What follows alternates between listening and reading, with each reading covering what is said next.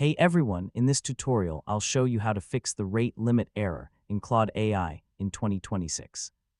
So if Claude suddenly stops responding and shows a usage limit or rate limit warning, yeah, don't worry. I'll walk you through the most effective fixes step by step. First, it helps to understand what this error actually means. Claude AI uses rate limits to control server usage and prevent overload. If you send too many requests in a short time or use very large prompts, the system may temporarily block new messages. In many cases, the easiest fix is simply waiting a little while before trying again.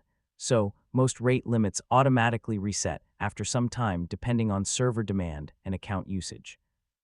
Another useful trick is creating a fresh conversation instead of continuing extremely long chats. Yeah, long chat histories require more processing power and can trigger limits more quickly. If your prompts are extremely long, try shortening them. I mean, large pasted documents, huge code blocks, or multiple questions in one message can increase usage dramatically. Sometimes users accidentally trigger limits by sending prompts too rapidly. Giving Claude a few seconds to fully finish each response before sending another message can help avoid temporary blocks.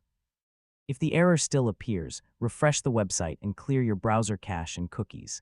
So yeah, corrupted browser data can occasionally cause loading or request issues. Sometimes the issue is caused by heavy server traffic or maintenance on Claude's side. Checking the official status page can help confirm whether there's an outage or temporary slowdown. If you regularly hit limits on the free plan, you may get better availability during off-peak hours or by upgrading to a paid plan with higher usage access.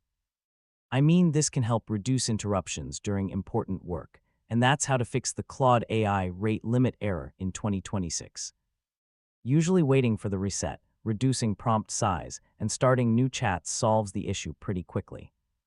If this guide helped you out, feel free to check out more AI troubleshooting tutorials and productivity tips.